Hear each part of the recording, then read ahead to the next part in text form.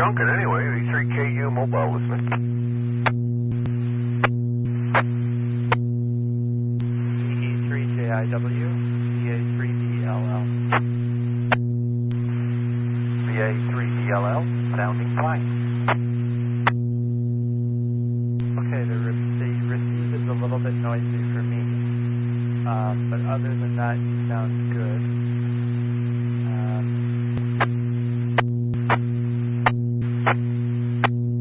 Works.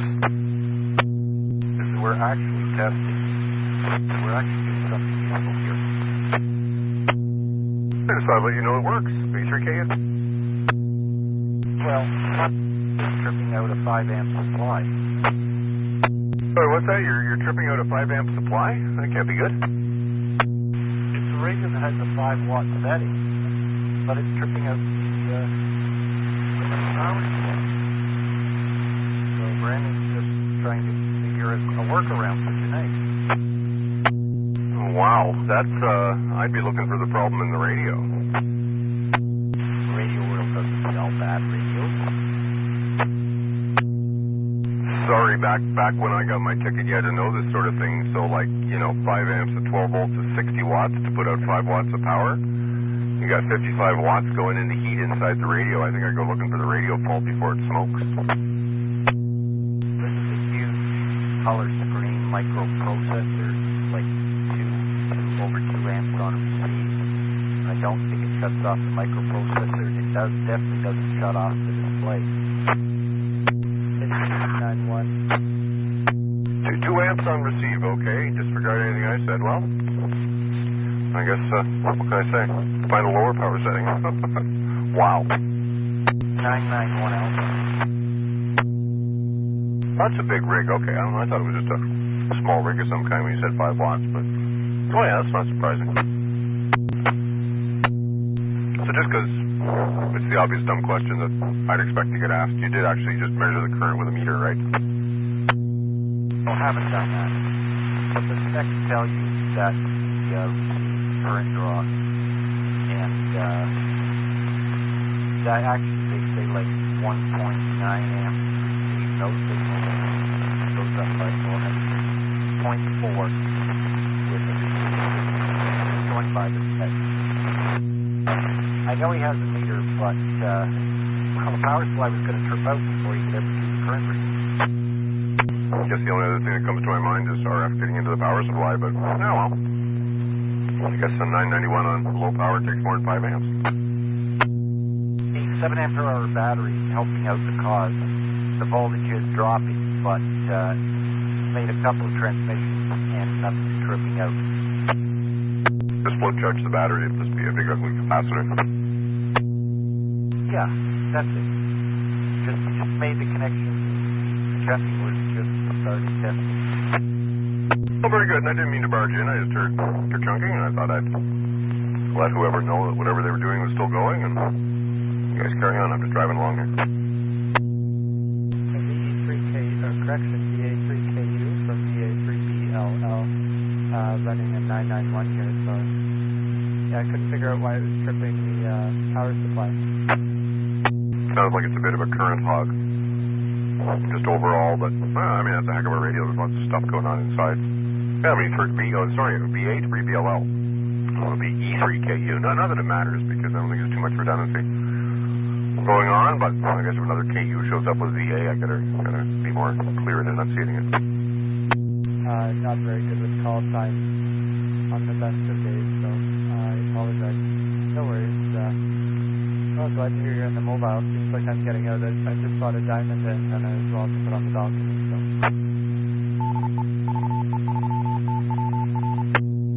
Cool. Separate subject, you might want to do something. Your audio is fairly low, so I don't know if you're off the mic or I'm sure you got a mic gain knob or whatever, but you could use some more. Paul, he's going to put us to shame. He's on his 3rd radio. Gain now, Paul, ve3KU. You see, now that's brilliant. You sound great. Well, you sounded brilliant for a brief moment. I'm just afraid here I'm going to run down the battery because there's quite a bit of voltage drop out of the battery when I transmit, even on 5 watts. No, I wouldn't worry about it. The battery's the battery's charging along as you're receiving and everything, so it certainly won't cause it any damage. If it drops out while you're talking, well, let it charge up some more again. So I thought you had a 7300. Sorry, go again? I don't pay enough attention, obviously, but I thought you had a 7300. But the 7300 stops at 6 meters. I need something to match the fusion in the car. Oh, okay. Now I got it. Very good.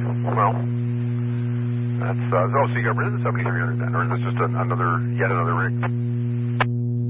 It's another one on the desk. Another one on the desk. Oh, sweet. No, Jim, I'm getting kind of jealous here.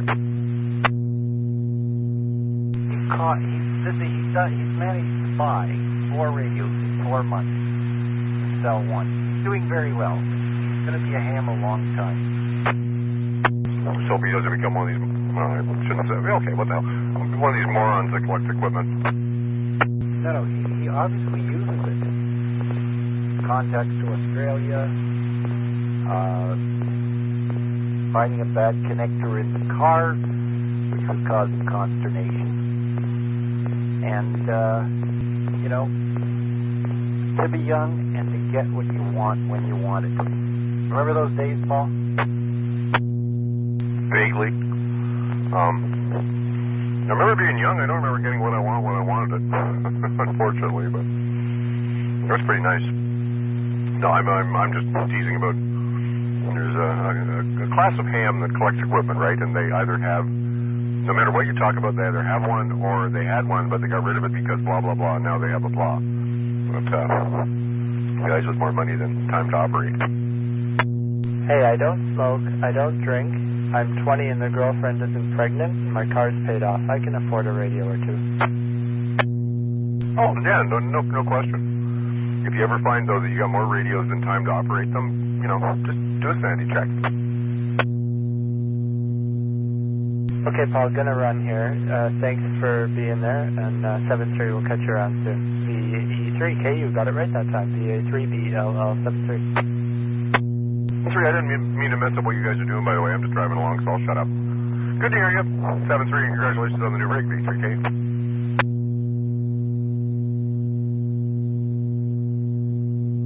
ve3twr, listening.